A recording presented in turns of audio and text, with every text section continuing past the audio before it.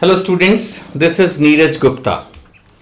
In this video we are going to study the steps in the planning process. The first step, the beginning is setting objectives. Naturally planning यहीं से start होगी ना कि हमें करना क्या है, नहीं? Suppose I decide about going to Shimla, मैंने पहले भी बोला था. I decide about going to Chennai. I decide about buying a car. I decide about launching a factory. Opening a showroom, that's the first point. सब पहले से खुला हुआ है मान लेते हैं. तो my target for the year is I want to increase my sales by 10%. I want to increase my customer base by 10 lakh. Or I want to expand to different markets. कुछ भी. तो that's the base. अब उसके बाद फिर शुरू होगा. सबसे पहले तो हमें करना क्या है? एक मोटा broader decision चाहिए. That's setting objectives. So the planning process begins with identifying and setting the objectives of the organization. That is the first step. Where to reach? जाना कहाँ है? जैसे ये उस सेंस में नहीं है कि हमें शिमला जाना है, बट फिर भी like objectives determine where to reach, where we are and where we want to go. हम चाहते क्या हैं basically, right? It should be clearly defined for all departments, units, employees. If the end result is clear, then it becomes easier to work towards the goal. हम चाहते क्या है achieve करना, वो है इंपॉर्टेंट, है ना. I think the first step is clear. Setting the objective, the broader decision what we want to achieve. Then is developing premises. Actually इसका मतलब है अजम्पशंस. हमें कुछ अजम्पशंस लेनी होती हैं. Every manager has to make certain assumptions about the future, some predictions that is involved in planning. अब आप बोलोगे सर प्रेडिक्शंस कैसे करेगा कोई? हम कोई वो थोड़ी हैं पामिस्ट, है ना. हम कोई पामिस्ट नहीं है, हम कोई एस्ट्रोलॉजर नहीं है. एस्ट्रोलॉजर तो नहीं है, लेकिन फिर भी हम गवर्नमेंट के क्या टैक्स रेट्स होंगे उसको प्रिडिक्ट कर सकते हैं. कैसे कर सकते हैं कि पिछले सालों में गवर्नमेंट्स के क्या टैक्स रेट्स रहे हैं. होने को कुछ चेंज हो भी सकता है, बट फिर भी थोड़ा बहुत प्रेडिक्शन पॉसिबल है. प्राइजेस क्या रहेंगे, हमारे प्रोडक्ट्स की डिमांड कितनी रहेगी, हम टोटल कितनी सेल्स अचीव कर पाएंगे, हम टोटल कितनी नई मशीन इस साल लगा पाएंगे, कितने एम्प्लॉयज को एम्प्लॉय कर पाएंगे. कुछ तो अंदाजा होता है मेरे भाई. ऐसा नहीं होता है कि बिल्कुल अंदाजा नहीं होता. एक अच्छा मैनेजर जो होगा वो based on the past working future को प्रेडिक्ट कर सकता है. आमतौर पर ऐसा भी नहीं होता कि हमें कुछ पता ही नहीं होता. अब जैसे आप ही हो, 12th में आपके कितने मार्क्स आएंगे, आप ऐसा नहीं है कि बिल्कुल भी आइडिया नहीं लगा सकते. आपके 10th में सोशल स्टडीज में कितने मार्क्स आए थे, मैं एक बात कर रहा हूं, करीब करीब उसी से आप कोरिलेट कर सकते हो कि आपके 12th में बिजनेस स्टडीज में कितने आएंगे. एक थ्योरी पेपर है, 10th में मार्क्स जितने आए थे मैथ्स में, 12th में उसके आसपास आएंगे. होने को कुछ भी हो सकता है, मैंने पहले कहा है, ये अजम्पशंस हैं रिगार्डिंग फ्यूचर, किसी भी दिशा में जा सकते हैं. बट आमतौर पर एक बच्चा अगर 10th में 98 लाया हो और 12th में वो 38 लाए, ऐसा नहीं होता. या 10th में 38 आया हो और 12th में 98 आया, ऐसा भी नहीं होता. कहने का मतलब है आमतौर पर बच्चे की परफॉर्मेंस फ्यूचर की आप प्रिडिक्ट कर सकते हो based on the past and based on what he is doing right now. दोनों चीजें आपके सामने है, पास्ट भी और ऑलमोस्ट प्रेजेंट भी. तो फ्यूचर को प्रिडिक्ट करना इतना भी मुश्किल नहीं होता. So this is the second step of the planning. So developing premises means assumptions. So planning premises are the assumptions, यानी हम ये प्रिज्यूम करते हैं ऐसा होगा, ठीक है ना, अंदाजा, ठीक है ना. Estimates, sound estimates, that is what is the second step. हम एस्टिमेट कर सकते हैं about market, competitors, economic policies, international policies.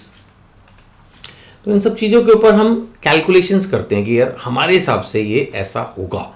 This is what we presume and this is how we go about it, right. Then third is identifying the alternative courses of action.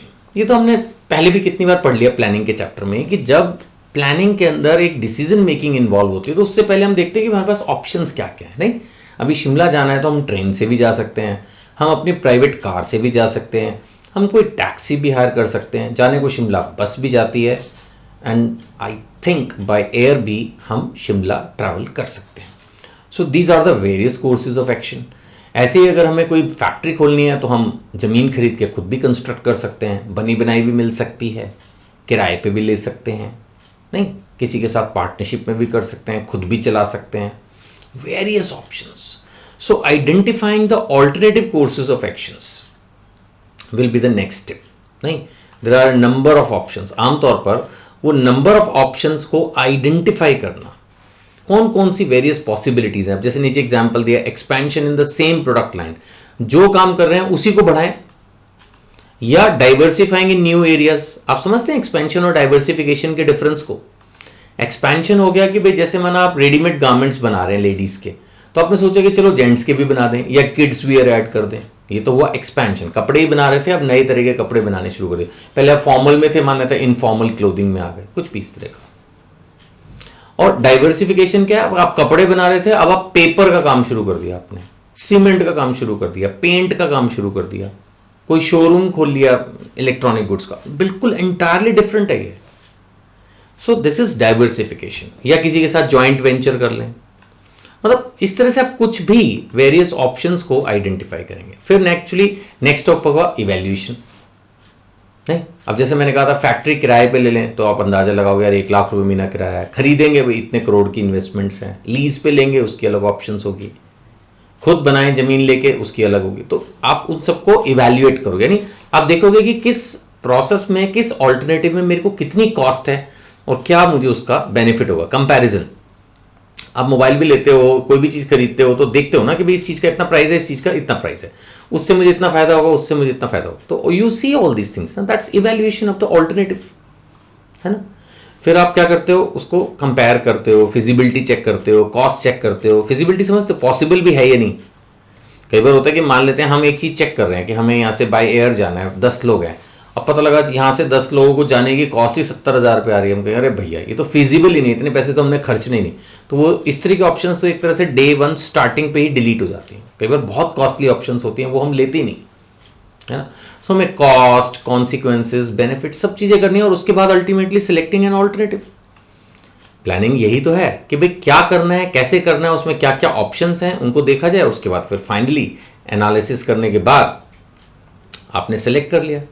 This is the real point of decision making. यही तो decision making है ना, कि आपने various options में से निकाल लिया, है ना. आपने feasibility, profitability, least negative consequences, इन सब चीज़ों को कंसिडर किया कि हाँ जी मेरा प्रोजेक्ट फिजिबल है. फिजिबल का मतलब मुझे इसके लिए labour, land, capital, government permission सब मिल जाएगी. फिजिबल है, हो जाएगा. प्रॉफिटेबल भी रहेगा, ज़्यादा इसमें दिक्कत भी नहीं आएगी.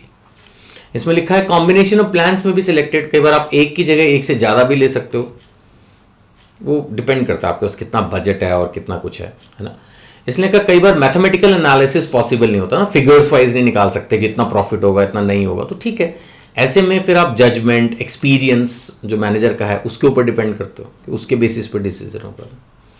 And then finally you implement your plan. यहाँ बड़ी अच्छी लाइन लिखी है, plans are no use unless they are put into action. अगर हम सिर्फ प्लानिंग ही करते रहेंगे तो फिर तो कुछ फायदा नहीं है. Ultimately we have to engage people, like now we have to put other functions into action. Planning हो गई बहुत, अब एग्जीक्यूशन करो, ऑर्गेनाइजिंग, स्टाफिंग, डायरेक्टिंग, कंट्रोलिंग. तो नाउ यू इंप्लीमेंट इट, है ना. The plans has to be effectively implemented by the real executors. जिन्होंने करना है उसको करें, है ना. उसके लिए आप रिसोर्सेज ऑर्गेनाइज करें, स्टाफ ऑर्गेनाइज करें, इंप्लीमेंट करना शुरू करें. एंड देन लास्ट में जैसे कंट्रोलिंग, फॉलो अप एक्शन, कि जो आपने प्लान बनाए थे, जो टारगेट बनाया था, उसके हिसाब से काम हुआ कि नहीं हुआ. आप देखोगे तो सॉरी ना, definitely you will periodically review the existing plans. हो सकता है कि प्लान्स ही गलत हो.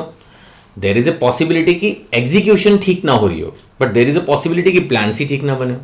तो हमें प्लान्स को भी मॉडिफाई करना पड़ सकता है, और एग्जीक्यूशन में अगर कोई प्रॉब्लम है तो फिर उसको तो ठीक करना ही है. So follow up action is also required. ठीक है ना. So definitely quickly I will review. हाँ, इसी से कर देते हैं. सबसे पहले आपको एक ब्रॉडर डिस्कशन करना है, सेटिंग ऑब्जेक्टिव्स. उसके बाद आपको कुछ अजम्पशंस लेनी है. अजम्पशन लेने के लिए आपके पास पास्ट में क्या होता रहा है और अभी क्या होने के चांसेस हैं. नियर फ्यूचर सबको पता होता है, फिर लॉन्गर फ्यूचर हम प्रिडिक्ट करते हैं. कौन कौन से हमारे पास वेरियस ऑप्शंस हैं उनको इवेल्युएट करके फाइनली स्टेप 5 में एक ऑल्टरनेटिव सेलेक्ट करना.